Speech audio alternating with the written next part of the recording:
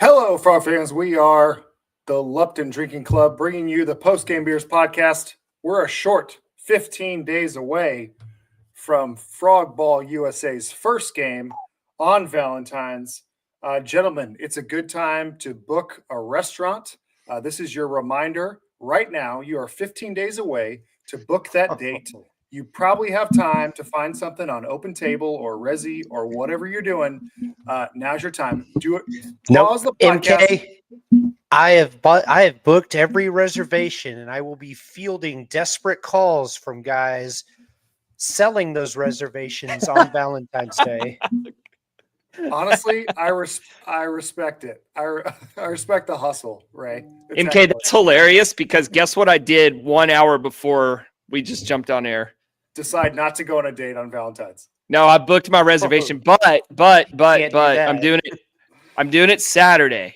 Okay, so my Valentine's, right? What I want for Valentine's Day is to be watching Frog Ball opening night, February 14th. Heck yeah. Can you do like an early dinner? Huh? Can you do like an early dinner? Isn't it going to be like 8:30 first pitch or something like that? Yeah, but I mean, it's on a Friday, so it's still technically a work day. Saturday you get like the whole day. Just knock it all out. You know what I'm saying? Get a little brunch action. Go get a nice petty. Perhaps maybe some Home Depot, Bed Bath & Beyond. Who knows? Don't know. It's We gonna have be enough a time. crazy day. So let's talk about Valentine's for a second. I feel like the actual day is the worst day to go on a date, right? I never do it. And if you Me have either, that MK. relationship, I never go on a date either. I know, Ray. We're not talking about you, Ray. Yeah, Ray, just go ahead and mute for the next 5 minutes or so. I'm saying if you have a significant, If there's any post-game beers female fans in the audience that want to take Ray out on a date, Yeah, maybe we'll start a Lupton a dating contest or something. yeah, dude, Win a date we'll with do an Ray. auction. Let's do an auction. The proceeds will go to the Flying Tea Club. Okay, so Buffalo Bros at 8 p.m. on Friday night, watching the first game with Ray. Dude. All right, I'm gonna start the happen. bidding in the chat. We could do bidding, or we could do like a GoFundMe, just fund their dinner. Sure. Well, let's just auction it off, man. Like, let's see how high we can get this thing. Yeah. To the moon. If you go around Valentine's and spend your Valentine's on a different day, you usually get better deals. It's not as crowded. And if you have that relationship with somebody you trust, it doesn't matter if it's the 14th or the 13th or the 16th. It doesn't matter, Yeah, I think you should treat every day like Valentine's Day. Yeah, that's exactly what you've been Shut doing up. this whole time. Hey, plus if you go like to the grocery stores or whatever on the 15th, you can get all that Valentine's Day candy marked at like 70% off. For not having a girlfriend, a lot of tips and tricks on how to manage this holiday. Huh? Yeah. He's like the dating expert between, his beverage choice. And... Are we doing a dating Ray segment this coming season? Well, for everybody watching live on YouTube, we appreciate you guys. The auction is open to $1. Do I hear $1? We are waiting for our first bid on Win a Date with Ray. Hell, I'll donate $1. Proceeds go to the Flying Tea Club. All right, back on track. I'm your host, Kyle Malloy. I'm joined by my co-host, Jacob Sailors. Oh, yeah, we didn't even do introductions, did we? Exactly. Along with our producer, Crazy Red Cartwright, we've also got the Sultan of SWAT, Martin Guerrero. Stat. You always do that. You always say SWAT. Do I say SWAT? That's at least twice now. At least twice. It's not episode Sandlot. or ever. Yeah, Ever. Yeah. Your overall rate's pretty good, but we'll let's talk get about that up our to 100%.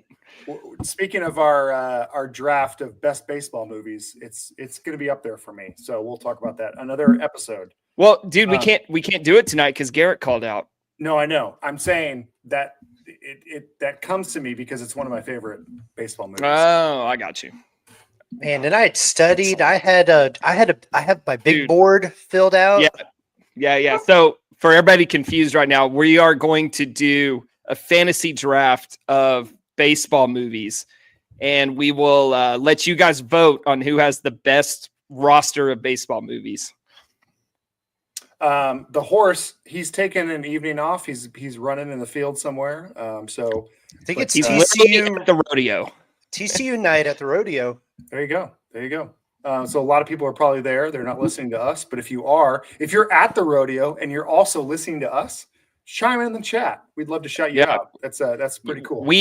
If you're at the rodeo and you're listening to us while at the rodeo, we owe you a free long drink. Okay. Yeah. MK, tell them about long drink, MK, and what they could win. Our longest sponsor, our best sponsor up to this point, the premium finish cocktail made with gin and natural flavors. Ray has the 0 sugar citrus with him right now.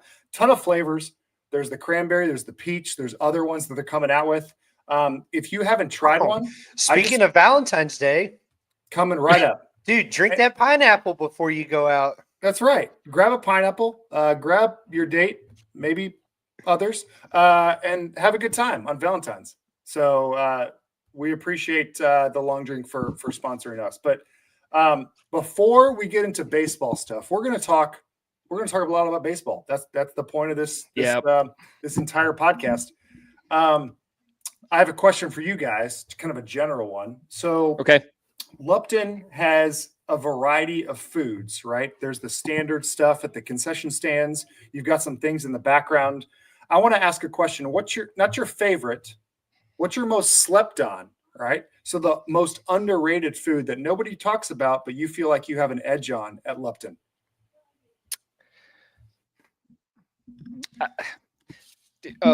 Okay. This will be my position. I don't venture out. If I'm eating, it's either the Froggy Doggy or the quesadilla. That's really all I ever eat. So I'm probably not equipped to answer this question, since I may find what you like and stick with it when it comes to stadium food. Routine. But I feel like, it's just, it don't fix what's not broken. I love the quesadilla. So if I'm like hungry, I'm going to get the quesadilla, right? I'm not going to say like, well, let me try something else, because I know the quesadilla is good. Okay, this is it's the walking taco for me. And what you do is a couple things. You bring with you some Taco Bell sauce packets. Okay. Into the state, and then you go by Bobby V's and you ask them see if you can't get a cup of jalapenos. Usually they'll hook you up. Mix those in there, get a little spice. Oh, chef's kiss. Okay, so let me add on to that, right? So Tiffany also loves the walking taco, but she'll ask for nacho cheese on it. What do you think about that? Hey, you can't go wrong with cheese. Walking tacos are only Tuesdays. Is that right? I think so, yeah. Yeah. I think they do it on Wednesdays too, like the midweek games. If there's a Wednesday game. Yeah. The once a year Wednesday game. Yeah. Unfortunately, the UTRGV is always canceled, so I never get it on a Wednesday. Yeah, I can't do it against Hard. Martin, have you tried everything? I feel like you're an explorer, but No, I usually, if I'm hungry, get the quesadilla. I've had like the burritos and stuff too at Bobby's Fajitas, but usually get a hot dog or walking taco. Is this a year where we petition new athletic director Mike Buddy to finally get a specialty frog dog named the Froggy Doggy, the Frog Dog at Lupton? Wasn't that one of our like very first? We've never had. Well, we've had one viral tweet, right, from our account, but the first one that got any attention at all was when we tweeted Donati and asked for the Froggy Doggy to be a thing at Lupton. Boy, I vaguely remember that, but it was like week 2 of our Twitter account. I'm not kidding you. This was bringing dogs to the park, or it was no, it was renaming the hot dog the Froggy Doggy. Before or after we were giving away like a Sarlos and Sons hat to our 200th before. way before but Donati seemed all about it on Twitter, and then it died, but I don't know. I guess we could have followed up. Donati being two-faced? No way. I'm not. That's not what I'm saying. We're not stepping into that tonight. Sus. I wonder what what food options they had at Army. I'd have to look into some, like, I don't know, some space packets of, junk or something that. Do we need to, instead of a 9x9x9, do we need to go around the world and try every food item at Lupton? We can. Well, we create the top 9 foods. We can do a tier list. Actually, do a weekly segment. We each get one new food item. We all get the same. No, it's too slow. I feel like we got to do it all in one game. We got a whole season of content. I think one per series actually sounds great, and then we rate it based on the previous foods that we've had. We can workshop this. Let's not produce on air. I mean, is there that many different things? No, that's what there might be only 4. We don't know because we always eat the damn quesadilla. That is a damn good quesadilla, though. It's a great quesadilla. The last time I had shout a burger, out Bobby V's. So I got a burger the last time we were playing Indiana State in the Supers, and I was not disappointed. I thought it was fine. Okay, it was good. Burger? Okay, got the burger. Okay, got the cheeseburger. Yeah. All right.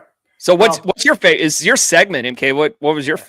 So is it the cheeseburger? You're talking about slept on? I said slept on. So okay, yeah. So none of us really have an answer. My favorite's the quesadilla, but slept on, in my opinion, is always peanuts. Always peanuts, because it satisfies you. It takes time to eat them, like an hour and a half, and by the end you're like, I don't really need any other food, and you only spent like what, $4.50 or something. Or the hot chocolate when it's cold. Okay. I don't know. Sometimes that can taste a little watery. Yeah, I'm still rocking the Coors Light any temperature out there. Dude, you get those extra blue mountains. Yeah, baby. Extra blue. All right, I have a question for you guys. Warm it up. I got a question for you guys. How close do y'all follow NASCAR? Not as far as you can get. Right. Okay, I assume the answer was 0, right? Which is why I wanted to show you guys. This is the segment I'm going to introduce. It's called Something I Found on the Internet That Interests Me. We can workshop the name, might be a little long, whatever. But so I came across this on YouTube, and dude, I was fascinated by this. I for anybody that pays any attention to NASCAR, I'm sure this was a huge deal. Ray's holding up the 3, and he won't put it down till I acknowledge him. So paying my respects. So this had to have been such a huge deal at the time. It's from a few years ago. And just a little bit of background. I'm going to play a video here in a minute. And for anybody who's just listening on Apple or Spotify, I will explain what's going on in this video. But I'm going to play this, and I'm going to show you guys what happened in this race. So in NASCAR, they do like a playoff system where drivers are eliminated from competing for the championship as it gets closer to the end of the season. So this is a race in Martinsville towards the end of the year. And I guess they start the playoffs at 10, and then they cut it down to like 5 going into like the final race or 2. So in this race, they're competing top 5 spots. And there's a driver named Ross Chastain. And when I play this video, there's going to be about 2 laps left. He's currently sitting in 10th place. He needs to pass 5 drivers in order to qualify for that cutoff to continue on in the playoff. Okay. Now, Martinsville, as I learned watching this video, it has these very sharp turns, right? So it's very, very difficult to pass drivers. So at this point in the race, from him being in 10th place, for him to go to 5, it's almost impossible given the nature of the track, right? So I'm going to play this video for you now, and then we can talk about it. Stand by while I share the screen. Are you going to share what's going on for our audio listeners here? Yeah. So I'll play the video, and then we'll react to it. All right, so it's about a minute long. There's 2 laps left in the race. Now, up here is the leader, right? And he's not really a factor in this story. Okay, so I want you to pay attention to the 1 car here down in the bottom left of Ross Chastain. He needs to pass the 11 car, who is 5 spots ahead of him, right? Okay, so that's the background. I'll go ahead and play the video.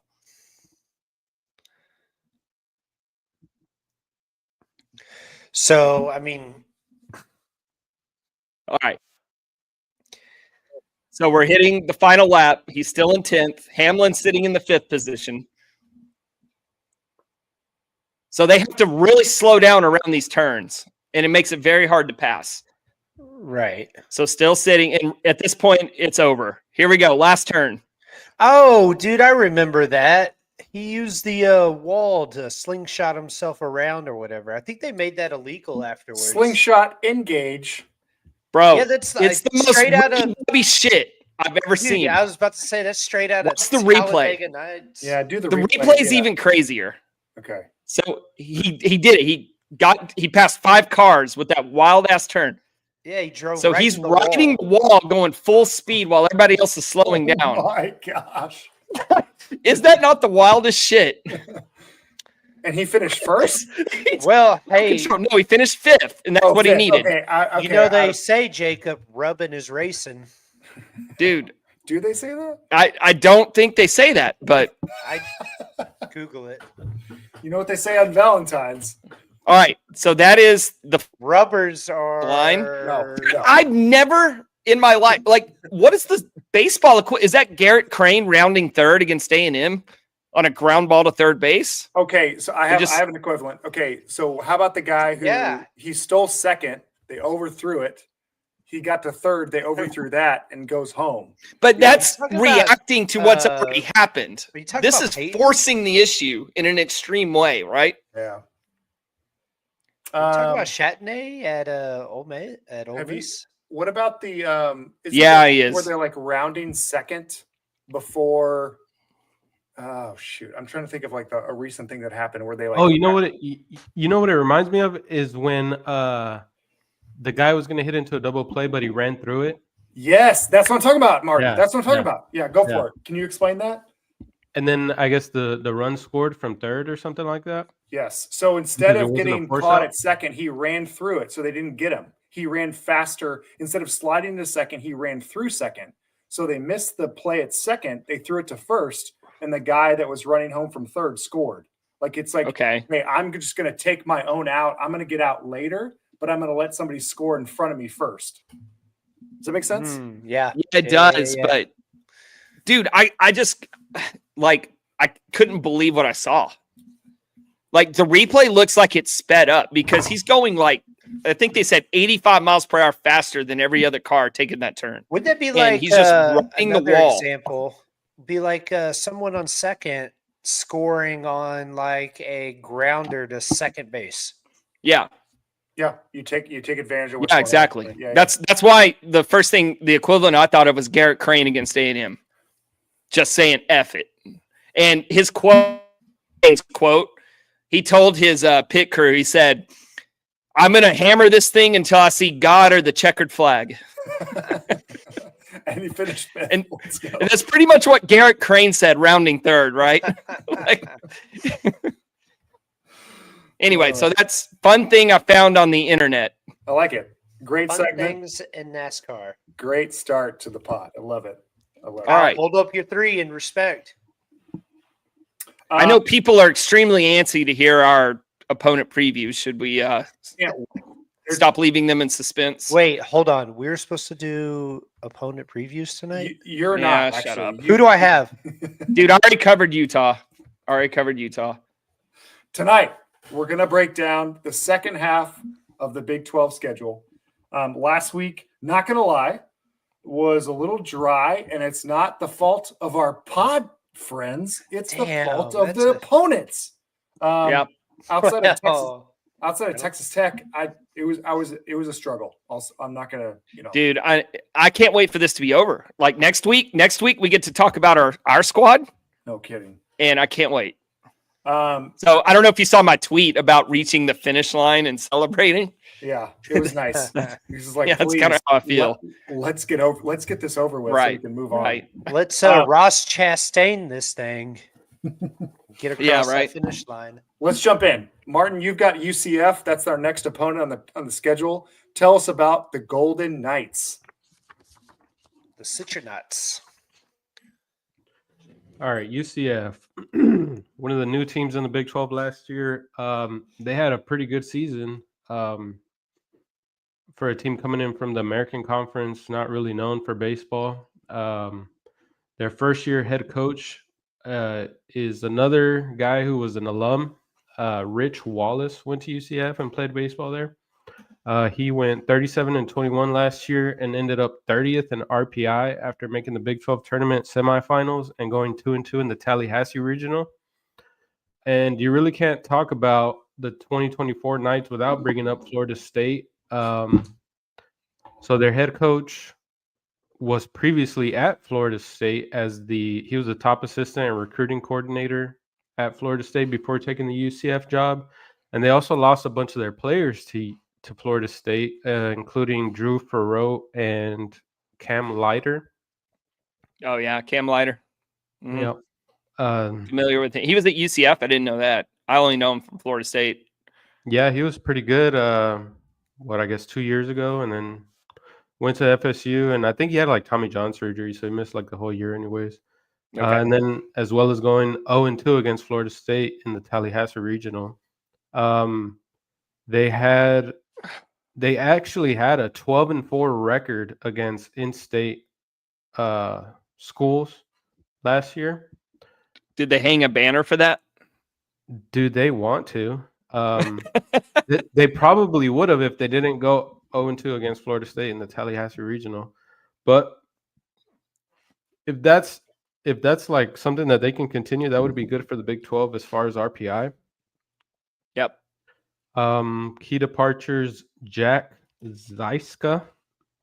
He was a Notre Dame grad transfer. He hit .319 on base, .421, slugged .565 with 12 home runs and 52 RBIs. Was he on the Notre Dame Omaha team that beat Tennessee? I assume he was, right? How long ago was that? 3 years ago? Yeah, he was on that team. I'm pretty sure he was a starter. That's really about it as far as their departures. Key guys coming back. They're hoping that Andrew Sundin can return to form. He's a former freshman All-American. He hit .348 with .430 on base and .556 slugging as a freshman. And then he hit .340 with .428 on base and .626 slugging his sophomore season. He had a down year last year, but he still hit .278 with a .359 on base and a .476 slugging as a catcher. That's pretty good. They're also bringing back Matt Prevesk, who led UCF in batting average with .342 on batting average. He had a .409 on base and a .474 slugging. And then starting pitcher Dom Stagliano, right-handed pitcher. He had a .410 ERA in 14 starts, 74 2/3 innings, and 66 strikeouts. He was named second team All Big 12. And I think UCF was pretty good. Their pitching staff, I mean, I didn't see anybody like superstar on their roster, but I think they were second in ERA in the Big 12 last year. They definitely exceeded expectations, right? Yeah, I would say so. It was kind of a weird year because they had a losing record in conference, but they did so well out of conference, and that boosted their RPI and got them a regional at large. Key additions that they made this year: Kendry Maduro, third baseman. He was one of the top 10 JUCO transfers from this class. He hit .323 with a .409 on base and a .595 slugging. He had 13 home runs and 48 RBIs. He's from Aruba originally, and he transfers in from Northwest Florida State, who I think lost in the finals for the JUCO championship last year. So he's going to be, I guess, expected to be a good player for them. Have y'all been to Aruba? I've never been to Aruba. No, not ever since Natalie Holloway. Yeah, rest in peace. I vowed to never go. Hey, was it last year that Braxton Pearson won a JUCO Natty?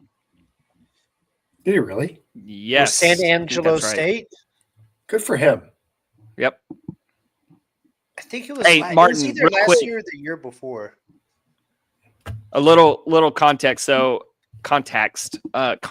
Geez. Oh, wow. UCF was fourth in the Big 12 in team ERA as far as conference only, but man, they were almost dead last in most of the hit categories. I won't mention who was actually in last, but Yeah. UCF was very low in the Big 12 offensive categories. Yeah, I mean, like I said, they did struggle. They had a losing record in conference play. Their pitching was that's weird because like you said, they were fourth in the conference in ERA against conference only. But if Yeah. you look at overall, they were second. So I mean, they had a really good year out of conference, and then yeah, I mean, just kind of middle of the pack of the Big 12, especially offensively. It just kind of sucks because it's like if we were just a little bit better, TCU probably would have gotten a regional, won more games. Just a little bit better. Yeah. You are correct about overall ERA. Would you rather go to Omaha with TCU or win a natty at a D2 school? Go to Omaha. Omaha, TCU. Guess No it's unanimous. disrespect, Mr. Pearson. No, yeah, I didn't know if it was a question. I think a national championship's cool, regardless of what level you're on. So that's cool. I don't disagree. Unstable connection alert. Can you guys still hear me? We can hear you. Yeah. Well, kind of. We Okay. can hear you. You sound better now. You're not frying and skipping. Was that before? Yeah. A little bit. All right, shit. continue, Martin. What else you got on UCF? This is the first meeting between TCU and UCF since 2007 and their first in Big 12 play. There you go. Ooh. All right. Do you expect we're playing at UCF? What do you expect out of that series? Wins, losses is what I mean. I don't think success is linear in college baseball. I think TCU's finish last year was more about them not playing well, and I don't think you can just finish.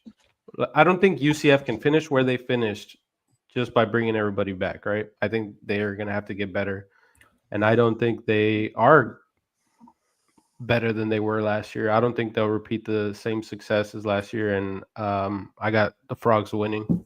There you go. I got the Frogs sweeping their ass back to Disney World. I think by the time we get to UCF, it's going to be. We talked about playing Kansas, which okay, whatever. I think it's going to be kind of that entrance to the last part of the season where they're like, all right, let's take care of business. We have a regional, we have a super regional to take care of, and they're going to be locked in at this point in the season. Yeah, we have a chance to host. Let's go get it, boys. So Thursday, April 17th is the start of that 3-1 series. Okay. Thanks, Martin. Moving on. The following weekend, actually, there's no midweek game between UCF and Baylor, which makes sense. They're coming back from Florida. But the Frogs host Baylor on April 25th for a 3-game series, a team that would, I'm going to say a thought that probably no one agrees with. I wish Baylor was better because I think it'd be more fun if we were playing a team that actually competed against us. But no way. Not better in terms of beating us. I'm saying more competitive. I enjoyed watching them give up 20 runs in an inning. That's fun too. You turn around and look, and it's like 20-5. What I'm saying is, for our number one rival, let's call it what it is. Not in baseball. I'm talking about in all sports and in terms of schools. It'd be nice if they were competitive. They're not. So, JD, what you got on Baylor? All right, I have a note that might change your mind. So, but we'll get there. So first, let's talk about how the Baylor Bears performed last year. And if memory serves me right, I think I previewed Baylor last year as well. And in that preview, I said they were going to be terrible, and they were. They were 22-31 overall, 10-20 in conference play, which getting to 10 wins actually surprised me. It seemed like they picked off a game here or there every series. They never really got swept, and they never really won a series. But part of that is because they were 5-12 on the road, which is notable because, like you said, MK, they do come to Fort Worth this year. TCU has won 13 out of the last 14, right? Which shouldn't really surprise anybody. But here's what surprised me. If you go back to 2018 and 2019, we were on a 7-game losing streak against them. We got swept both years, and then they eliminated us in the Big 12 championship game. The Sun did. Well, yeah, and Davis Wenzel hitting a 3-run bomb off Halen Green. And they had some good players who are like major league guys Was on that team. Max Muncy on that team? No. No, he wasn't. Shea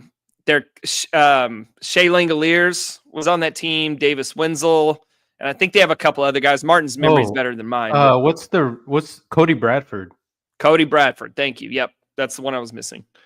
Yeah, but I didn't realize that. Like, I know those were lean years for TCU after the 4 straight Omaha appearances, but damn, we lost 7 in a row. So, all right, MK, let's make Baylor great again and lose 7 in a row. You know what I'm talking about. Yeah, just put words into my mouth, you asshole. It would just be wasn't fun there to, a point last so here's year? the thing. I enjoy the Texas Tech series. I enjoy the Oklahoma State series. I enjoyed previously the Texas series because it was a competitive series I could pay attention to and everybody would show up. Baylor's not that way. I can walk in whenever I want and sit in the second row just like always because no one's going to show up. You know? I know what you're saying. Okay. I know what you're saying. I don't know. But MK, me, Jacob, and Martin walked into Baylor Ballpark, and I was taunting one Trey Richardson. Yep. And he proceeded to go 5 for 5 for the day, and TCU needed extra innings. He's like blowing kisses to Ray as he's rounding first, heading to second. And then he says, I'll see you next year, my friend. Yeah. Dude, we need to get Trey Richardson on. How fun would that be? That would be awesome. All right. Talk So about that. Yeah. Okay. Go yeah, on. no, like he definitely heard us. Well, he heard Ray. Like I might have said like one thing in his first at bat, but I shut the F up real quick after he was having a night. We did win the game though, by the way. Anyway, so let's see. Other notes of interest. They start their season at Globe Life by playing Nebraska, Oregon, and Tennessee. And then they turn around and host number 22, Indiana. So fun little non-conference start for them. D1 projects them 12th in the conference. And there's good reason why. So to start off on offense, they have 8 of their 9 starters back. But the bad news is they have 8 of their 9 starters back. That's the old Gary Patterson quote. It's like, yeah, it is. It is. The good news is we got everybody back. The bad news is we sucked last year, basically. Yeah, and we got everybody back. So they were 12th out of the 13 teams in on-base percentage, 11th in slugging, and they were 10th in fielding. So not only could they not hit, they couldn't field. They were hurt by injuries. 5 of their significant guys missed considerable time throughout the season. And the one Baylor transfer that we got last year was out for the year with Tommy John. Yeah, that's true. So some of their key guys, Wesley Jordan is their top hitter. He hit .331 last year with 9 home runs. Enzo Apodaca is right behind him, hitting .333 with 6 home runs. Outside of that, it's an old group of decent hitters that lack power. It's the strength of their team, though, because let's talk about their pitching. They were abysmal last year. They were 12th in ERA, 11th in opponent's batting average, dead last in walks, and 12th in strikeouts. And to make matters worse, their top 2 pitchers are gone, which more to come on that when we talk about Arizona. All right, so just tuck that away, right? All right, so Bryson Bales is the favorite to be their Friday night guy. He's a transfer. Martin, tell me everything you know about Hendrix College, where Bryson Bales applied his talents. I've never heard of it. Yeah. Okay, that's a first for Martin. Come on. I'm Is surprised that he hasn't been to their named stadium. after the Jimi Hendrix? It's probably not named after really anything, honestly. Except for a guy named Hendrix. Different guy. Yeah. It's spelled with an X, and to tie it back to NASCAR, Hendrix Racing, doesn't that end in an X as well? Is it? I don't know. It doesn't matter. We're not going to go down that rabbit hole. I think He's we a should. 6'3". He's a 6'3" lefty. He is Baylor's top-ranked prospect in the Big 12 for the 2025 draft at number 37. Okay, that's not bad. Pretty far down the list. I think TCU has like 4 guys that are ahead of him at 37. Maybe 3. I don't know. It doesn't matter. But the point is, real quick aside, Jacob. Yeah. You know, we talk about like these transfer rankings or even rankings of classes, and in football, that's really hard to do. I would imagine in baseball, that's even harder to analyze. So keep in mind, MK, this is simply just draft projections. Yeah. So with him being a 6'3" lefty, scouts might just say he's a 6'3" lefty. We'll take he's his hands. Like, they don't really care. He's from Hendrix College, but he's got the measurables, and that's it. Yeah, we can develop him. He may suck in college. I don't know. He may be good. I don't know. He's a mound of clay. He can be molded. Yeah, they did get a new pitching coach. I will say that. So, well, they can let's get much see. worse than last year. And Bailey as a freshman has a chance to be good, but you know how freshman pitchers are, right? He's a lefty. He hits about 93 with his fastball, good curve and change up. They're excited about the depth, but they're relying mostly on a lot of JUCO transfers, just kind of throwing things against the wall and hope it sticks. So, not looking good for Baylor, huh? Didn't we talk with Kendall last year that Baylor's in big trouble? Yeah, I mean, it's terms the of same recruiting? thing we've been talking about. Yeah, they don't devote resources. It's the same thing we've been talking about. Like Texas, you got Texas A&M. I mean, even Texas State, Sam Houston. Oh, yeah. So it's coming back to he said if you're a recruit, what's the appeal of going to Baylor? Yeah, exactly. Other than playing time. Right. Which if you're just going somewhere for playing time, that means nobody else really wants you. Yeah. Maybe you can show out for a year and then transfer. Yeah. They did have their Friday night guy last year transferred, which we'll talk about coming up. So that's really all I have on Baylor. They're going to suck, guys. Love it. Craig chimes in the chat. Hendrix is school in Arkansas. D3 in Arkansas. Yeah, I did read that. I just didn't think it was notable enough to not D1, mention, but yeah, it's gone way below what we expected. D3. He's a D3 in Arkansas. Yeah, thanks, Craig. What's that quote? Our expectations were low, but holy F. Yeah. All right. So, any other questions on Baylor? Nope. You're on the board with Arizona next. Arizona. Let's see. I'm not used to doing previews back to back, so let me recalibrate my brain to Arizona.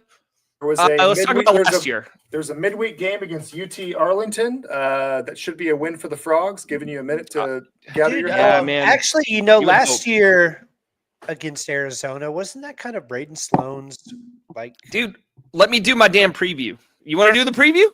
I was vamping for you. Come on. Now, Ray, go ahead. Tell me about their pitching staff. Well, I mean, it's okay. Right. They got some arms down there that could last year toss around the old ball. All right, we're gonna mute Ray right now. All right. Last year they went 36-23, 20-10 in conference, 19-9 at home. TCU does travel out there, so that was their home record last year. They won both the PAC regular season and the tournament. But then they got bounced 2 in barbecue in the Tucson Regional, 9-4 against Grand Canyon, 7-0 against DBU. TCU played them last year. Does anybody remember how that game went? I'll go to Ray. I think it went okay. I think was it a Wednesday night game? Yeah, it was. And I think Braden Sloan pitched pretty damn good in that game. Yeah, I think it was, I didn't do a stat line, but I think it was 6 innings, 12 strikeouts, something along those lines. We shut them out. I'm going to talk about their hitters, but the guys I'm going to name went 0 for 4 with like 4 strikeouts. Or, I'm sorry, 0 for 8. Combined 0 for 8, 0 for 4 each for their top hitters. So we handled them pretty well with Braden Sloan. But about that offense, so lots of potential star power. And the two names I hinted at are shortstop Mason White and outfielder Brendan Summerhill. Last year, Summerhill hit 324 with an ops of 949. He's the number 1 rated draft prospect in the Big 12 for the upcoming draft. Mason White hit 305 with a 993 ops, and which included a slug of 603. He hit 19 home runs, but he did strike out 85 times. But let's talk about that slug. So to put that in context, TCU, does anybody have any idea who TCU's number 1 slugger was last year? Was it Chase Brunson? Yeah, that's a good guess, Ray. Maybe Brody. Kind of close. Brody Green. No. Burn.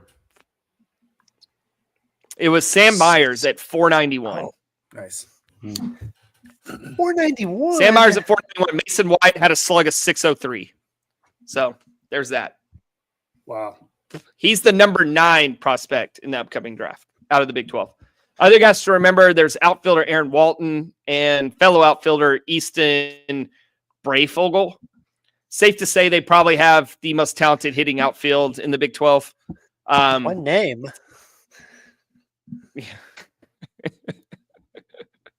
Funny. But let's talk about their pitching. All right. So I'll just say this about Arizona. It's D1 has them picked 2nd behind Oklahoma State in the Big 12.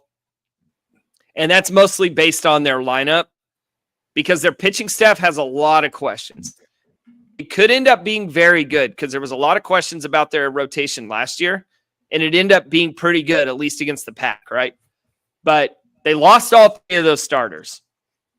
So if you want to be super optimistic about Arizona, you're going to say, well, they're going to backfill those guys, and they're going to roll on with that offense and a good pitching staff. But I'm not so sure because I really question the offensive ability of the Pack. Because you saw what happened when they faced, just Grand Canyon alone, and then they get shut out by DBU. TCU handled them easily last year. So it's that thing again where switching conferences, it's really hard to project, but D1's high on them. Colin McKinney is the favorite to be the Friday night guy. Now, remember I said Baylor lost their, quote, top 2 guys from last year. One of them is Colin McKinney.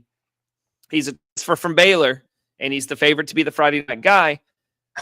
Would you like to guess how he fared against TCU last year? Well, let me tell you a stat line against TCU. 3 2/3. That's not a good start. 8 hits, 5 earned runs, which include 3 home runs against TCU. Last in all power categories. That's their Friday night guy, or the favorite to be. It's subject to change, right? And they're playing in that ballpark. He's pitching in that ballpark. That's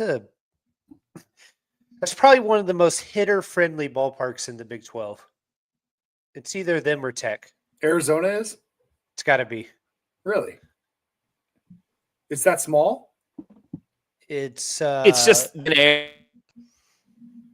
Jacob, you're yeah. I'll lose you guys. Shaquille O'Neal timeout. Yeah. Take it. Sorry, man. Yeah, you broke out there for a second there, Jacob. Yeah, it's for some reason I'm getting a weak internet connection. I'm sitting right next to my router. Disconnect from all other devices. Yeah, which is only my cell phone. Thanks a lot, Spectrum. Appreciate it. It's gonna be an interesting year this year in the Big 12 with all the new Pac-12 parks because like Utah, Arizona State, I think those are all pretty hitter friendly as well as Texas Tech. Oklahoma State is very hitter friendly. Is Lupton the most pitcher friendly ballpark in the Big 12? What about Oklahoma State? No, Not dude, the just wind the blows printing. out. Yeah, Am I back, by the way? yeah, You're yeah. back. You're back. Okay. No, Oklahoma Uh, State's a freaking crackerjack box. I think Dude, Kansas is the pitcher-friendly part. Yeah.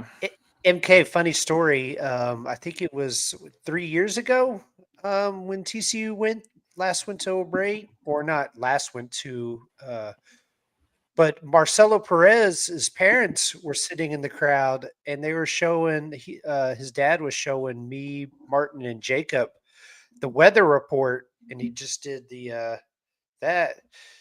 crucifix because it was like wind. It was supposed to like 30-mile-per-hour winds blowing straight out. What Yeah. a question? I don't know if you Like guys know Luke the answer to this. Boyers hit a what looked like a routine Pop fly. pop up Yeah. that Yeah. hit on top of their batter's eye. So, question, and maybe better question for Kirk, but what do you coach in that situation? Like, are you saying down and low for as much as you can? Like, what's the coaching point to give the Grounders. pitchers at that point? That's a great question for Kirk, and we'll get a chance to ask him here in a week or two. What, like 2 weeks? Tune in to February- post game beers and February Yep. 11th, 11 a.m. Yep. Tune in live. Just to finish up with Arizona, their other 3 projected starters are also transfers with huge. They're just bringing in guys, man, and they're just kind of hoping it works. It could work. But I just don't know. With them coming over from the Pac, I mean, much deeper conference. I just don't know their guys are gonna be able to tee off, and they'll just be able to patchwork their pitching staff because it's not the same kind of hitters you're gonna see in the Pac or the old Pac. That's Dave Lawn returning home to wreak havoc on his former club. Hey, Martin, I have a question for you. Shoot. Are you more disappointed by not playing teams that we know, like Texas? Oklahoma, we'll throw them out, but Texas is always a fun matchup. Or more excited about playing new teams like Arizona and Arizona State? It's a great question. That is a great question. I would say I'm more excited. The big thing for me is Arizona and going to Arizona, and then also losing Oklahoma is kind of a net gain because their ballpark kind of sucks. And it's very boring. Norman's very boring, and they're too good. Like They give us too many problems. you hate to lose to a team like that where they're really good, but like they don't really care about baseball. Their players and their coaches did, man. They were the freaking national champion runner-up 2 years ago. No, yeah, for sure. The talent on the field, they definitely care about baseball. But I mean, like as far as I guess fan support or Just athletic admin, department support. yeah, athletic department support. Like, I mean, they had like one of the most expensive GA tickets in the country last year, and it's not a very welcoming GA. And it's always cold. Quick update on the Ray auction off a date. The bidding opened at $1. We are still sitting at $1. Oh man, So that is a bargain. Someone's getting a steal. yeah, So if we're gonna bring in any talent, the NIL money might have to come elsewhere. Can you explain this again to the recent followers? Yeah. So since Ray is single for Valentine's Day, we're auctioning off a date with Ray. Bidding is open at $1. If anybody would, I mean, right now we have $0 in the account, which all proceeds go to the Flying Tea Club. Maybe a guy just wants to grab a couple beers with Ray. Dude, Sean Denton is in shambles right now. Any guys that platonically want to watch, baseball? It's opening day. There will be games on leading up to TCU first pitch. Dude, yeah, we So fire up some grab a beer quad with box, head to the bros. Absolutely.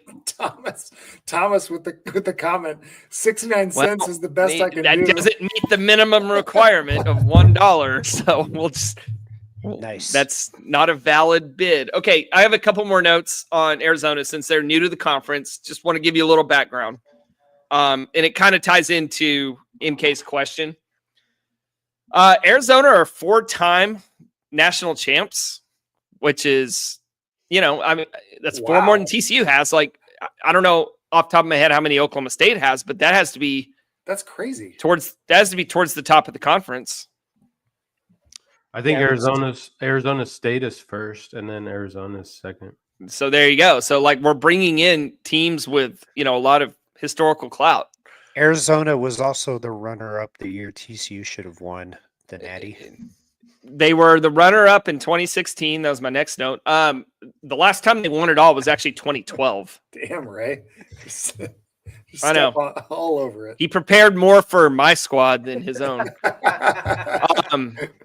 No, so prepared. These are just random thoughts that come to his head at the wrong time. MK's exactly right. This is just random facts that I remember.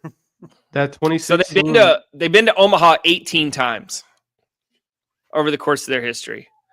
Notable alums: Terry Francona,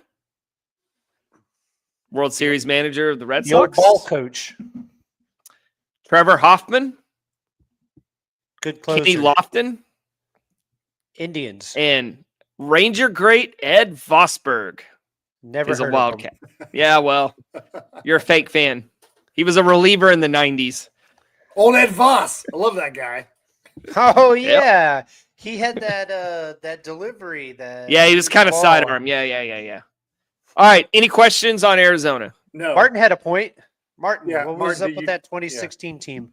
Oh, that 2016 team. I actually saw them in their regional. They were the 2 seed in Lafayette. They were playing the Raging Cajuns. The Raging Cajuns were hosting. I was coming back from New Orleans, stopped in Lafayette, watched the game. They got their fucking ass beat. Lafayette beat them like 9-0. I remember you saying that. And sorry, go ahead.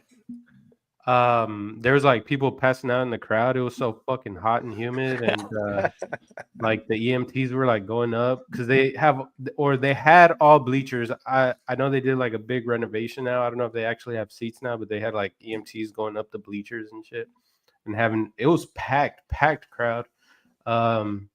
And I remember like driving home, and I'm like, man, they're fucking done. Lafayette's going to, or Louisiana's going to the fucking College World Series or something. I don't know. And then, next thing you know, dude, they just fucking went all the way to the national championship game. Bro, I was saying, so when I couldn't bring myself to even watch that finals because even before it started, I said, if we didn't just choke against freaking Coastal, dude, we would have dog walked Arizona. Yeah. That team had nothing. I don't know how the hell they got to the final. Now, if I remember right, I think Tech eliminated Florida, who was like the 1 seed, and Tech wasn't very good, so they soon got eliminated. And I think there was another team over on that side of the bracket that got eliminated. It was just all falling so perfectly for TCU that year. We were 2-0 on our side. All the hard teams on the other side were getting beat. And I don't know how the F we choked against Coastal, but we would have destroyed Arizona. That's why Schloss was in the dugout crying after the game. So was JD. Yeah, that was so sad, man. So I did watch like the last inning while on Bourbon Street. I was in New Orleans at the time, and I was just sick, dude. I was like, obviously I shook it off real quick and went back out to Bourbon Street, but got your hand for like 5 minutes, I was really sick to my stomach that Coastal, was celebrating. Andrew Beckwith, dude. It was him, and it's I can't stand that gif of that Morris. Kid doing the eyes or whatever. Yes. Like everyone loves that stupid gif. I can't stand it. It sucks because it brings up a bad memory, right? Yeah, exactly. Yeah. That was the worst. Anyway, that was the best opportunity for TCU to win, and until this year. Well, we said the same thing about. Don't preview the same offense and the defense now, Ray. We're talking about our opponents. Hey, maybe TCU will win it this year, and it'll be a memory like the 06 Mavs, where that sucked, but you know what? We got ours eventually. Okay. Final thoughts on Arizona, JD. Going out there is going to be tough. I think it's the most challenging conference series we have. As far as, it's on the road and it's probably going to be a pretty good team. Now, if TCU ends up having a good pitching staff, they'll be very manageable. Yeah, you're competing against UCF, Houston, and Tech, basically, and Utah for away game series. So I think you're probably. Oh, it's definitely the hardest away series. Yeah, I think. I still think Lubbock. Tech still, man, things get weird in Lubbock. That's what you're used to, dude. We talked about it last week. They're gonna suck. Arizona's a much more talented team than Texas Tech. Yes, but Texas Tech wasn't that. I mean, they were a regional team 2 years ago. The last time we went up there. Yeah, I hear you, but you're just used to that. If we go up there this year and we get swept, you're going to be saying the same thing about Arizona. Oh, God, we got to go to Arizona. Pitch to those guys in that thin air. Yeah. All right. Okay. All right, that was 2 back-to-back. I'm going to go get a beer. Take a break. JD, the rest of us will keep going, keep pushing through. We've got 2 more Big 12 series before we jump into the rest of the games and then sign off. So, Martin, I've got you covering the home series against Cincinnati on May 9th. What you got? Yeah, Cincinnati. Obviously, we struggled against them last year. I was there. I saw it. Maybe that's why I think they might be pretty good this year. Man, that was what a mess, man. Like that might have been the beginning of the end, would you say, for that team? Yes. I would say that was probably was that the lowest moment of the year? Probably. Felt pretty low. I mean, but that coach is pretty good. Yeah. He was really good at Central Michigan? Yeah. So they went 31-25 last year under first-year head coach Jordan Bischel, far exceeding expectations for their first year in the Big 12, finishing 5th in the conference and putting up their highest win total since pre-COVID. Before taking over as the Cincinnati head coach, Bischel was building a MAC powerhouse at Central Michigan, winning 40-plus games and making an NCAA regional 3 out of the 4 full seasons, not including the COVID year. They lose a couple key guys. Their best hitter from last year, infielder Josh Cross, he hit .317 with a .438 on base and .638 slugging. He had 19 home runs, 14 doubles, and 65 RBI. He was drafted by the St. Louis Cardinals in the 6th round. And they also lose Josh Hedgeman. He hit .333, had a .449 on base. Not much of a slugger. He had .394 slugging. He stole 16 bases and he walked more than he struck out. They didn't lose that much. I mean, they lose 2 pretty good hitters, but they bring back pretty much everybody else, and their team is definitely built around their offense. The key returners, they're most likely going to be the best hitter this year. Carrington Cross, he's going to play third base. He hit .321 with a .451 on base and a .534 slugging. He had 11 home runs and 53 RBIs. He led the team in on-base percentage, and he had a very good strikeout-to-walk ratio for a power hitter. On the other side of the infield, Tommy O'Connor, first baseman, he had a .276 batting average with a .412 on base and a .520 slugging. He had 12 home runs, 43 RBI. So they're both seniors. They're both hitting on the corners in the infield, and they'll probably hit 3 and 4 in the lineup. And then an interesting guy that they bring back is Christian Mitchell. I think he was playing shortstop when I was there. He also came in relief. He hit .319 with a .371 on base and a .417 slugging. Extremely athletic, two-way player, played shortstop. Put up a .412 ERA in 39 and a third innings. That's pretty good for a two-way guy. He's another. Pretty much they bring back every infielder, and I think they're all seniors. So I didn't want to go into every single guy that they bring back, but they're pretty much. They remind me a lot of former Bearcat Kevin Youkilis. They all pretty much get on base. It's kind of like Moneyball. I was about to say Moneyball Unicorn. Yeah. What's his name? Jonah Hill would probably cream his pants about this team. Good question. They play on turf. Yes. Yes. What does that mean for a grass field when they play at Lupton? I mean, they're pretty solid.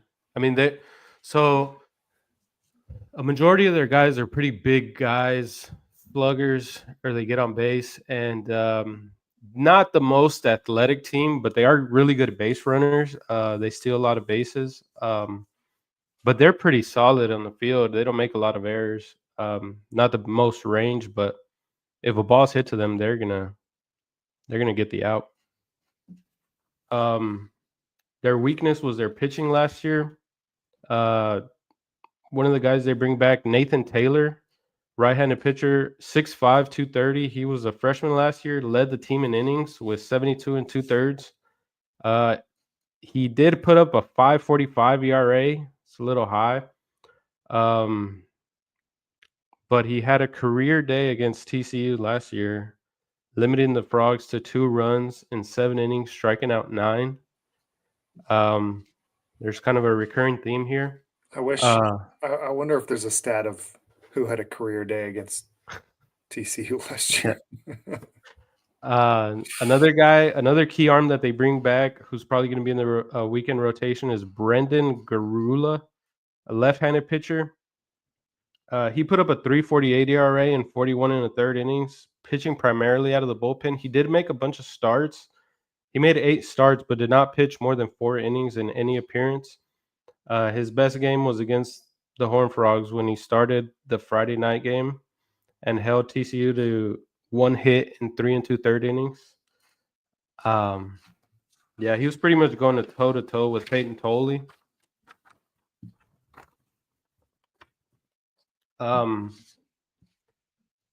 Key additions. They made a huge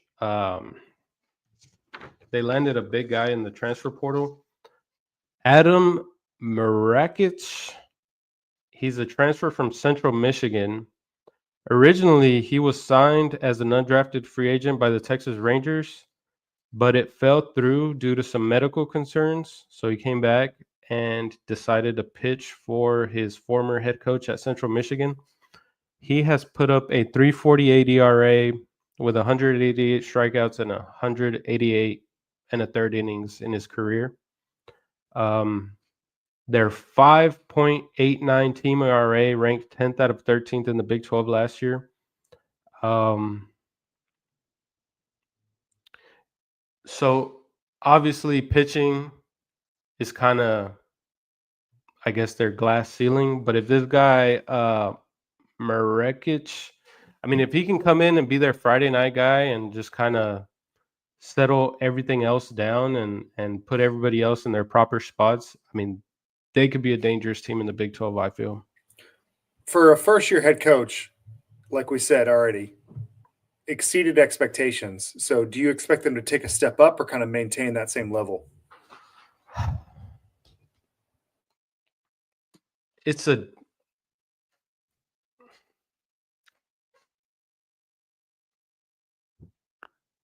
a tough question because they bring a lot of guys back who were really good last year. They're gonna have to figure it out on the mound. If they can get some good if any of those arms that I mentioned either break out or have a good season, I could see Cincinnati finishing like the top third of the conference. Like, would a 6th place finish in the Big 12 be a successful season for Cincinnati? Well, it depends how their out-of-conference stuff goes, because I think they had a bad out-of-conference record last year. I think they had a winning record in the Big 12, and they might have had a losing record out-of-conference. If they can fix that stuff, I mean, Kansas and Cincinnati, I think, are like really – nobody's really talking about them, and I think both of these teams could make a regional. Well, I hope you guys can hear me with my crappy Wi-Fi right now, but they start their season at Duke, and I don't really know how well or what kind of squad Duke has this year, but I'll be tuned into that.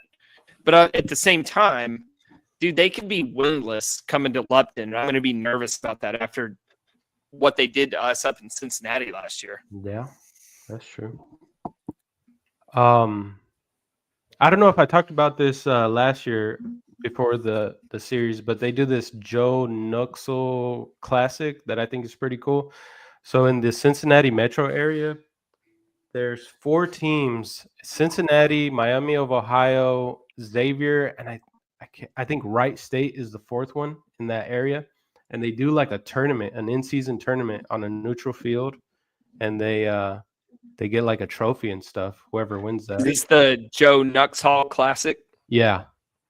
Yeah. So Wright State and Xavier, and it says Xavier / Miami. I Yeah, really don't Miami, know what that Ohio. means, but do they play a doubleheader? I don't know what that means, but Hey, Jacob, whatever. just want to share. We're struggling right now. Your audio is really low. Golly, all right. I'm just gonna shut up. Then this sucks. I'm sorry, man. So it's like an in-season thing. So like I don't know if the first one's scheduled. So I think they do play a doubleheader that day. So it not one team playing a doubleheader, but it's like let's say Cincinnati plays Miami, Ohio, and then Xavier plays Wright State, something like that. And then whoever wins plays the winner, and then whoever loses plays the loser, and then like that. And then I think it's free for everybody to go. So you can just pull up and go. It's pretty cool. They have like sponsors like Skyline Chili and stuff like that. It's something that I would like to see. Maybe like TCU, UTA, DBU, and like Tarleton State can all play at Cleburne. Yeah, man. What got me thinking, I think there needs to be more trophies Yeah. in college baseball. You know, like football has all these rivalry trophies. Mm-hmm. Let's get some baseball trophies going. Like we've got the Iron Skillet for TCU Tech. We can do some fun stuff in Texas. No. The saddle is The saddle. TCU Tech. Sorry, skillet for SMU. But I'm saying interesting things that are unique to individual schools. You could create one for all the schools in DFW, or don't let student governments get involved, though. God, not the blue bonnet. Blue bonnet. What is that? The Blue Bonnet Shield, the trophy. No thanks. No, thank you. Walk. The Blue Bonnet Walk. We've got one school left. Martin, do you have any more last thoughts on Cincy before we move to Utah with our guy, Crazy Ray? Skyline Chili sucks. All right, thank you. You try the ice cream? The ice cream is very good. All right, real quick, checking in. Dude, you're back. Yeah. So I found an Ethernet cable and I plugged that into my computer from my modem. We're back, baby. We're so All right. back. Do we need to redo Arizona and Baylor? No. But did you have thoughts on the Nux Hall Classic? I mean, no. It's a Tuesday. And I'll be watching, or I'll try to at least. Wright State's a good, fun team. So is Xavier. I do like the idea of in-season tournaments, though. Yeah. Yeah, Jacob. Are you? Do you think there should be more trophies in college baseball? Sure. I mean, if I'm saying I want to see tournaments, yeah, apply a trophy to it. Or even for like rivalry games. Right? Like I've said this about the major leagues. I think the major leagues should do like a regional tournament.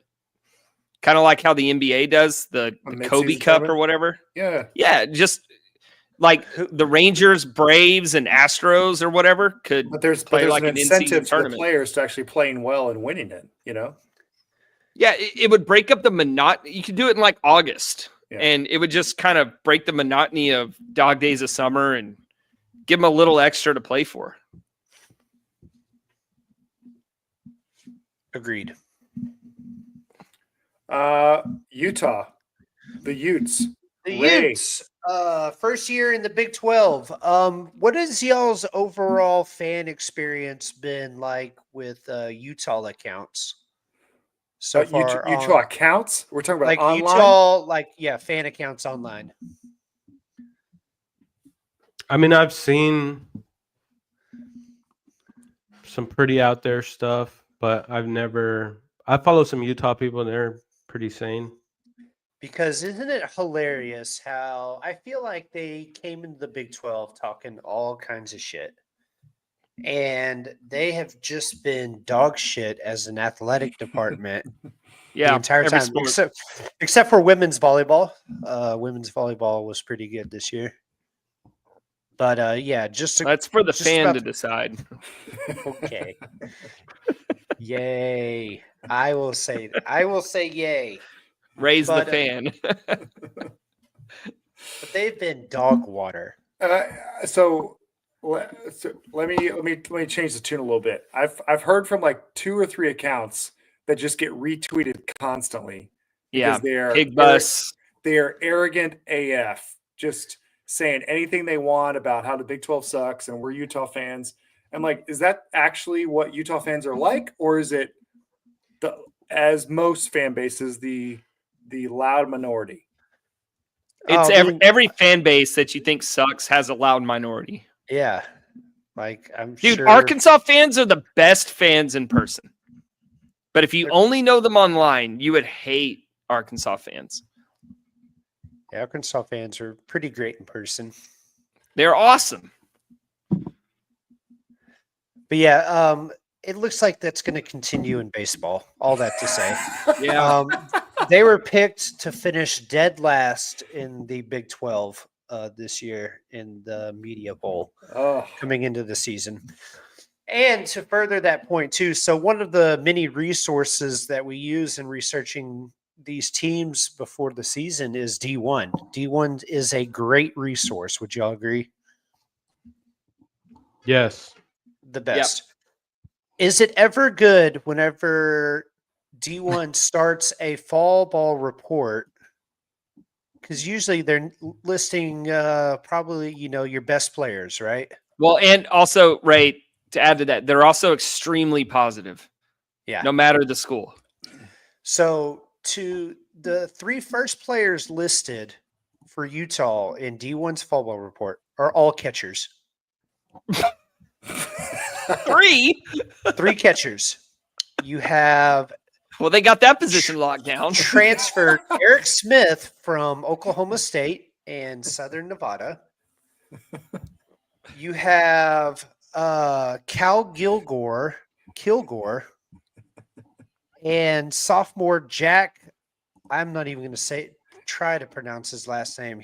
But he's 5'6", 170. I mean, if there's an injury at that position, just imagine how good they're going to continue on their 3 catchers listed before you get to any kind of position player.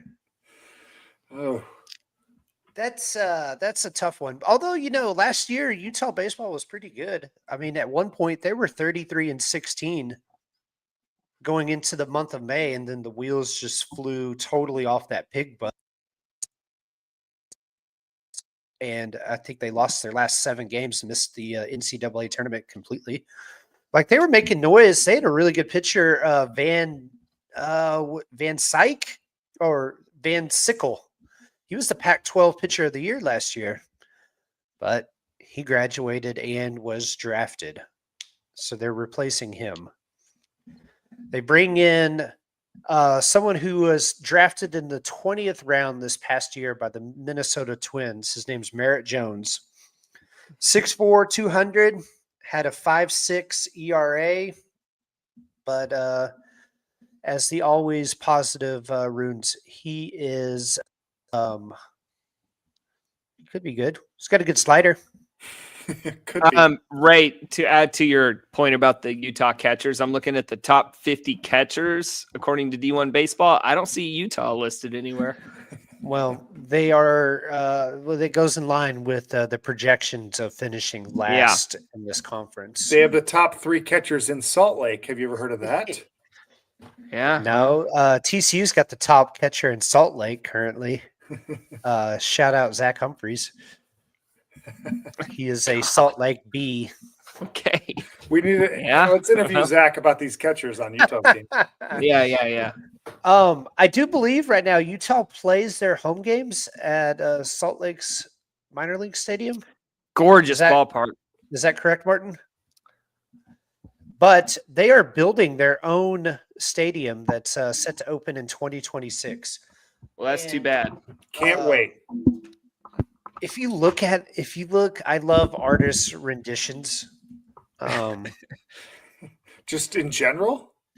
Like anytime any sports team is putting out a stadium. Like of a new apartment complex just downtown Fort Worth? You're like, I just love this shit. No.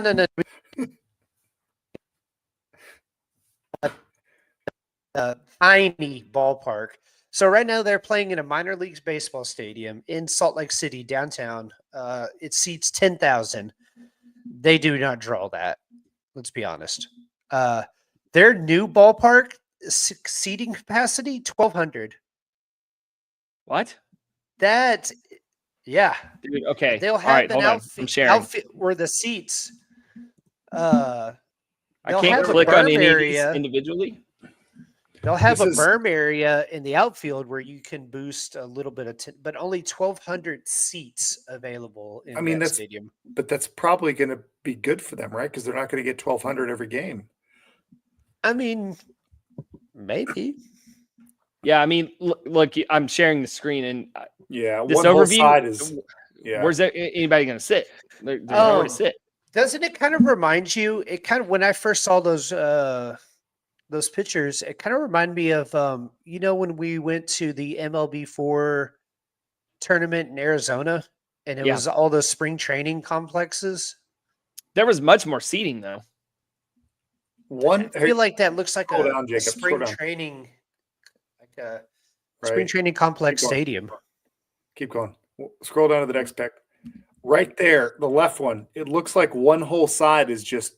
Is that club seats or? Yeah, dude. I think There's that's nowhere where, to sit. like their locker room, their training facility, their medical center or whatever, their training room or whatever.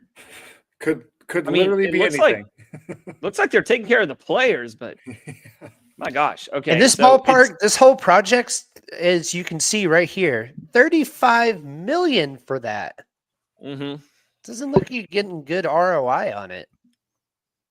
MIO. Well, It looks just like Kansas State's ballpark. Really? Where they have like Yeah. basically 4 or 5 rows around the outside, and that's it. Oof. You know what, I mean, fellas? it looks I- well done. I mean, you can't beat the view, right? Can't be the Yeah, view. but that view's behind home plate. Yeah. Yeah, this is 1,200 capacity with an outfield berm. I know that we have complaints occasionally about attendance at TCU, but honestly, I just feel grateful to be at a school where people care about baseball. Honestly, who complains about attendance at TCU? We're like People the that are top 15 of the Yeah, country, really. number one in private schools. people that are watching from home. Honestly, I think they do it more about basketball. Uh. That basketball seems to be under the gun. The courtside club, I notice that's a popular target when it comes to TCU. Yeah, well, Back to Utah on the field. Shortstop Core Jackson hit 363 last year with what's that? A 979 ops. It's pretty good. Hit 17 stolen bases as their leadoff hitter. Other than that, it's a bunch of transfers. I mean, I guess we should be used to that in this era of NIL and the transfer portal and all that. But, Yeah. 2 of those catchers that are coming in are transfers, one from Oklahoma State, one from New Mexico State.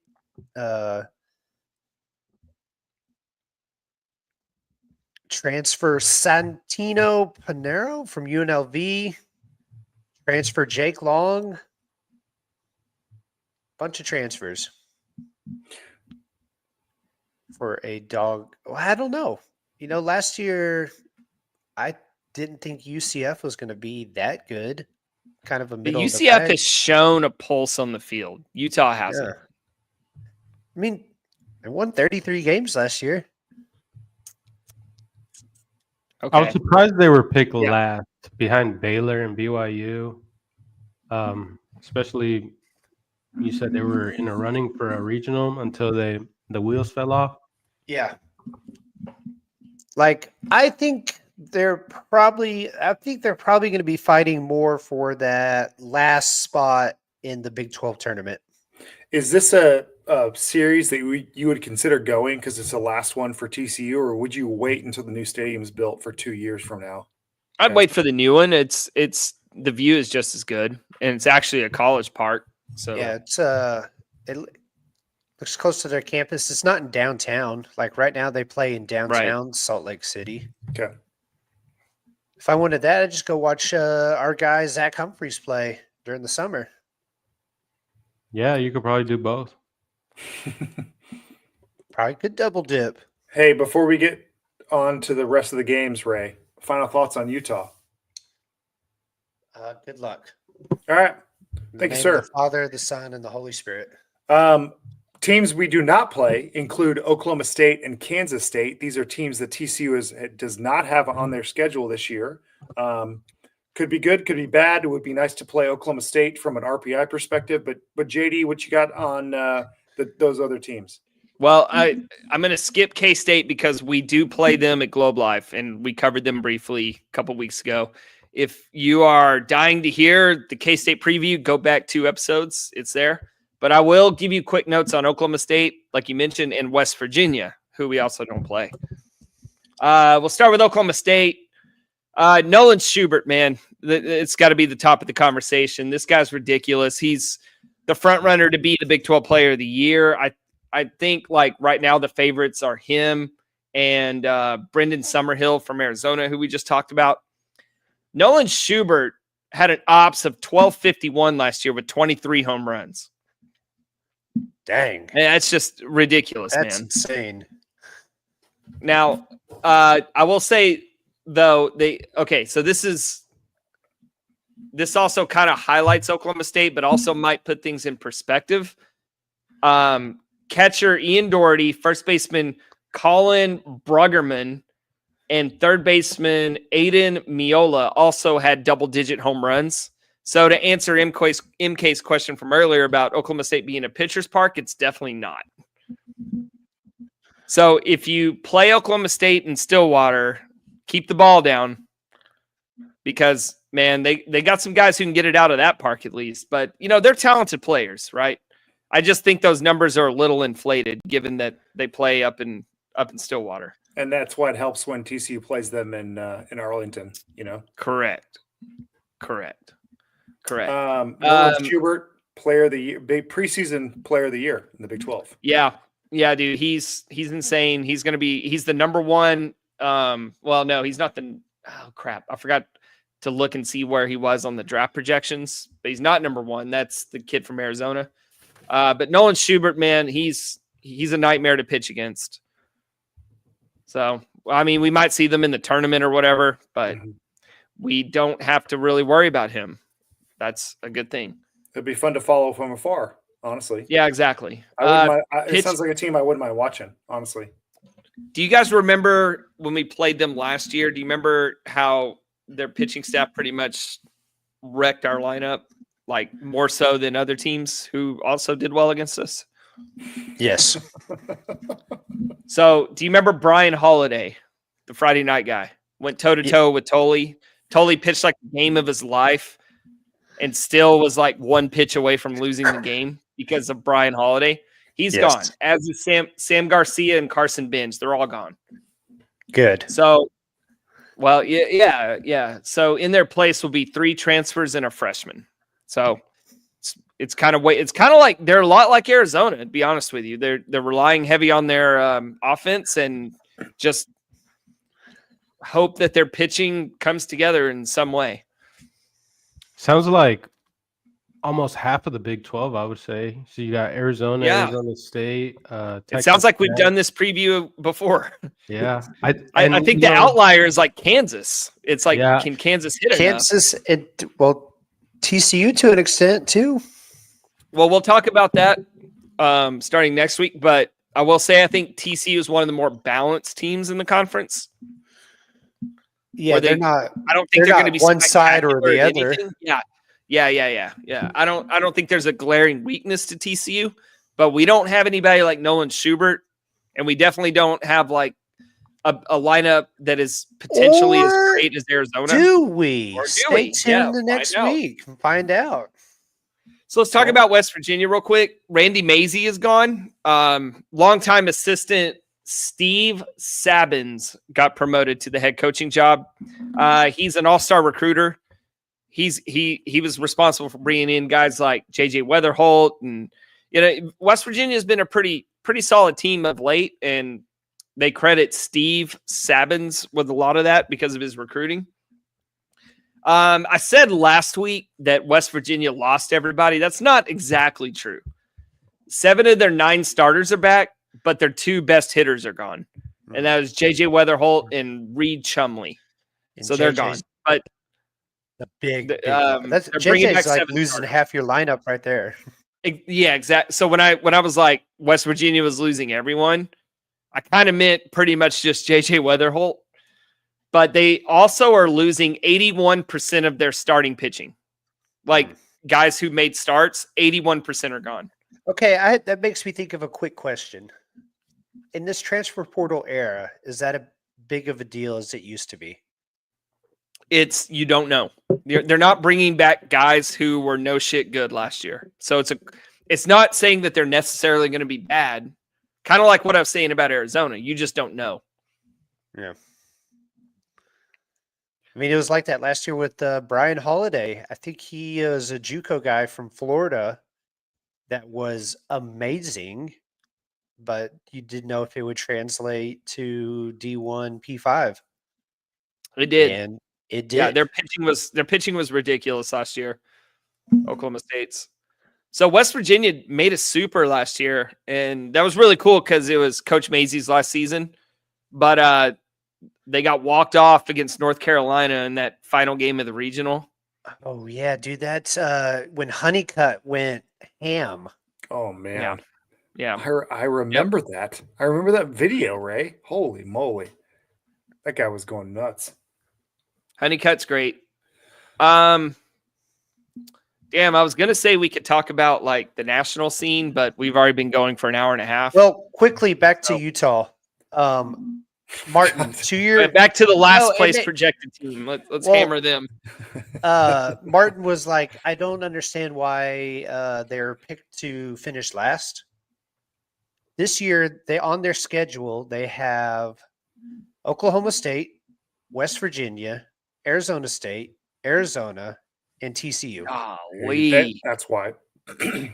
Makes sense. BYU too, of course. Hey, Arizona. It's like if people on Twitter made their schedule. Arizona, they're like, we hate the Twitter fans of Utah. Let's give them the hardest teams. And to boot, they also play Kansas State and Kansas. Arizona State was picked last in the Big 12 in football, and they made the Big 12 championship. Hey, who knows, right? MK, if you needed a refresher on K-State, since Ray just brought them up, the summary there is they literally lost everybody. Yay! And I think they're going to be really bad. I think they're going to be really, really bad. Oh, speaking of really bad, we need our guy Matt Perk to join the show so he can read his letter to. Bro, do you have the letter? I've been drafting it. All right. Perfect. So you need to give some context. Like we teased it last week. Perk couldn't join us tonight, but just let everybody know what's going on here. So a couple weeks ago, everybody knows the Chiefs played the Texans in a divisional game to go to the AFC Championship. Perk is a Texans fan. I'm a Chiefs fan from Kansas City. It's how it works, right? So the easy bet was, Perk lost, but the bet was I get to write a letter to his favorite Big 12 coach, Pete Hughes, on behalf of Matt Perk, just talking about how awesome he is, how awesome Coach Hughes is. So Perk, you have to ask for an autograph, right? That's right. So where do you have to sit? Which game? I can't remember this. He has to sit. Is it a Big 12? Well, we play them in Globe Life. I don't remember this part, but we do play them in Globe Life. So he has to sit next to the dugout and ask for an autograph and give him the letter? Yeah, we can work. We can iron out you those mailed the details, letter. but He yeah, mails yeah. it? I thought as you mailed the letter. I was to him. thinking like Perk send in like his baseball card or something like that. Yeah. Been a fan for years. Yeah. So MK is writing the letter. So whatever MK chooses to write is the words Matt Perk will be speaking to Coach Pete Hughes of Kansas State. And maybe we'll Who- have Perk come out to Globe Life and read his letter out loud behind the dugout. It'd be funny. That'd be Man, funny. I'm just starting to write it. Like after the first paragraph, it just got me excited. I'm not First whom paragraph.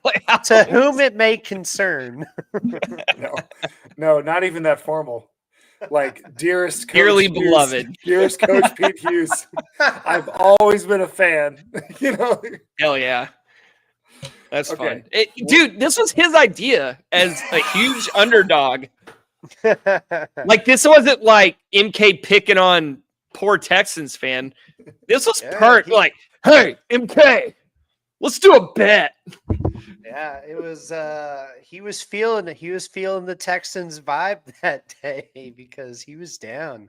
Oh, what the brainstorming of All that right, was but that game wasn't as much of a blowout as I thought it was going to be. So there was some hope there for old Oh, Perk. for sure. Yeah, it was a close game. But then All the refs did what they did, and they gave it to Mahomes. It's cool. yeah, of course. It's rigged. Moving on. Hey, Mahomes got breathed on. We've got an hour and a half 15 yards. We've got an hour and a half of content, and I want to give Martin 2 minutes to talk about our midweeks real quick.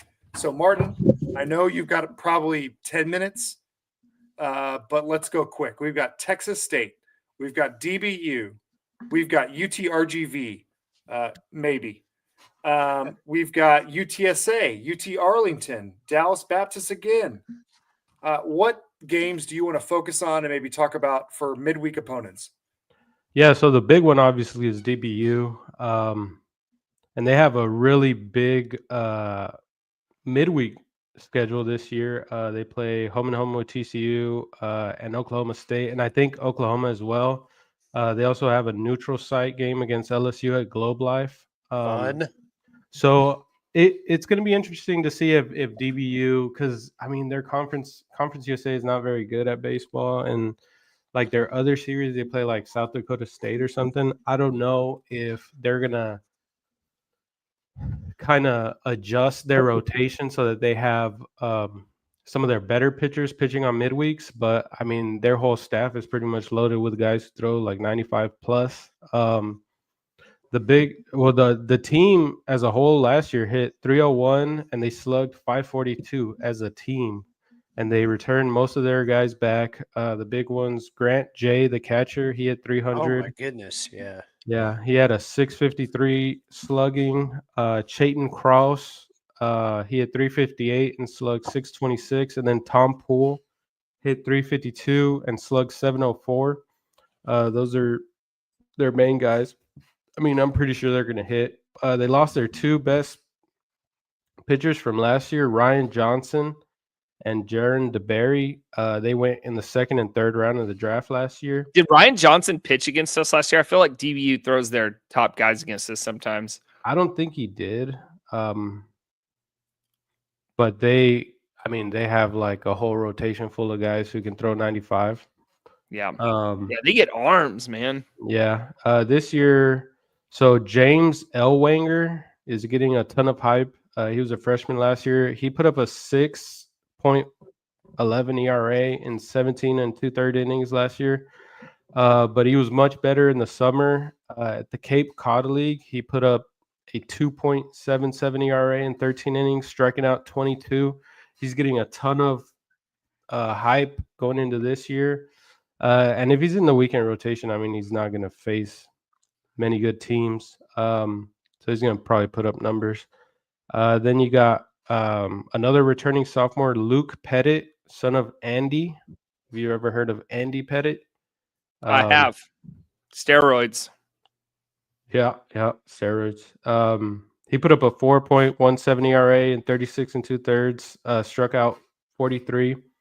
We might not see either of these two, but like I said, they got a ton of arms that throw 95. And then Texas State, they had a very bad year last year. They went 27 and 29 overall, and they lose their best hitter, Aaron Lugo.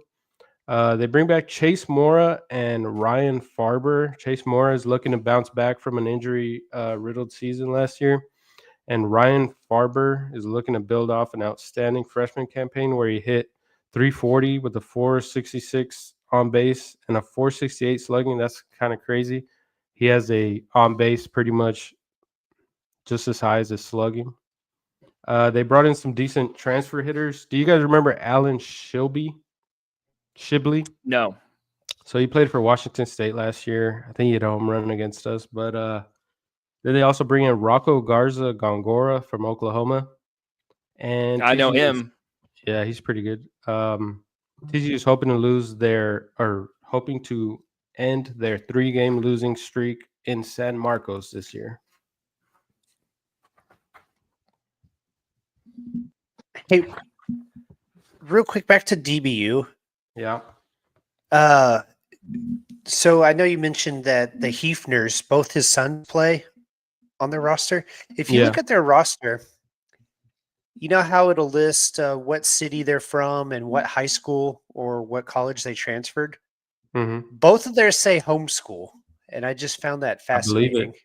Yeah, I'm sure they get a ton of homeschoolers. I just find that very fascinating. That's like his whole reason why he won't leave DBU, because they're super religious and that's what he likes. So Jackson is saying we really got to start trying against Texas State at some point. So I covered these non-conference teams a couple of weeks ago, very, very briefly. And to my surprise, we beat them twice last year, which given how the rest of the season went, that kind of escapes my memory. Mm-hmm. But yeah, we go back to San Marcos and we haven't won there since 2010. So they don't call it Slam Marcos for no reason. Now, I did also note we didn't play them from 2013 to 2020. But yeah, regardless, going to San Marcos is a horror for us. Yeah, and I think that time that we didn't play them was probably some of their better years. That's probably why we didn't play them then. Yeah. So it's interesting. That's our first away game. And we'll have 8 home games before that, before traveling. So I think it'll be a good opportunity I think the guys will want to get away, try something different. That's a lot of games in a row to play at home. I don't think they really want to go to San Marcos, man. That team they put on the field a couple years ago looked extremely disinterested. And they went to Omaha that year. Yeah, and Texas State packed the place like it was a super regional. Maybe they'll remember it. So they're going to have to match the intensity, but that's hard to do every single game on the schedule all year long, especially when you're tinkering with the pitching staff in those midweek games. And I don't know, man. It's tough. I think it was pretty interesting. TCU schedule, all of their games will be played either in the southern United States or the southwestern United States. We're like Alabama. No, we got Utah at home. So yeah. Nope. No. We go to Utah. Southwest. Yeah. San Diego. Does that count? Yeah, so outside of Arizona, we really don't travel, is what you're saying. No, we do. We go to Florida, we go to Arizona, California, and Utah. So hopefully it'll be warm because I think they kind of struggled in. Right. I forgot about BYU. Yeah, so we don't have to go to Kansas. We don't have to go to Oklahoma. We don't have to go to Ohio. We don't have to go to West Virginia. That's good. That's good. We're not a cold weather team. We've proven that. Dallas on March 18th could be a cool one. We'll see. There'll probably be some weather. Well, I mean, like I said a couple weeks ago, we got a 4-game winning streak against DBU. That's crazy. I know it doesn't feel like that, does it? Guys, this was a pretty detailed breakdown of the second half of the season. Yep. Final thoughts before we sign off tonight. It's been an hour and 40 minutes. Yeah, I do have some fan mail I got to bring to the air. So Martin last week talked about the Pavia rule.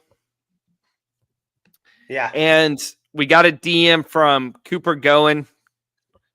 Good friend of the show.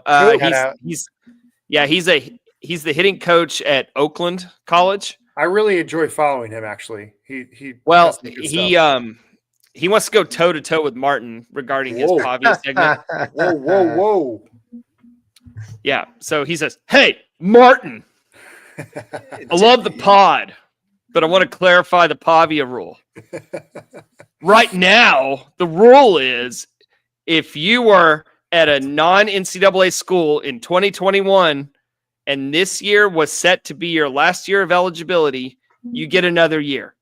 And then he adds, "The JUCO years not counting thing is not active yet, nor do I think it'll happen." So Martin is owned. Owned. Whoa, Martin, do you have a rebuttal? No. That's the quickest back down ever. Hey, Martin goes whimpering into the night. Jacob, before we get any more thoughts, what's our auction total up to for? We are at negative 31 cents.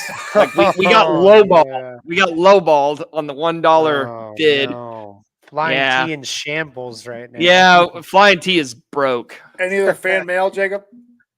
That's all the fan mail. If you do have any fan mail, DM us, and if it's interesting, I'll read it. We are at the best point in the season where next week we get to talk about the Frogs. Yes, if you made it this far in the pod, then you're going to be excited about next week because we get to talk about the offense. It's going to be a great week, and then the next week we'll talk about pitching and everything else. And then we have hella interviews. We do. We got some interviews. We got some guests coming up. Stay tuned. We might actually have more than one pod per week, ramping up to the season. So really appreciate the listeners. Cam, Jackson, who we got? Thomas. I really appreciate you guys chiming in. Kyle Malloy in the chat. Was that me? Oh, yeah. We got Lupton Drinking Club. Thanks to me. Shout out to the LDC. Yeah. Craig O'Connor.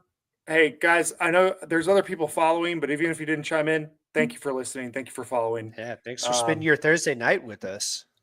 Grab a long drink. We'll see you next week. Go Frogs. Go Frogs. Man, I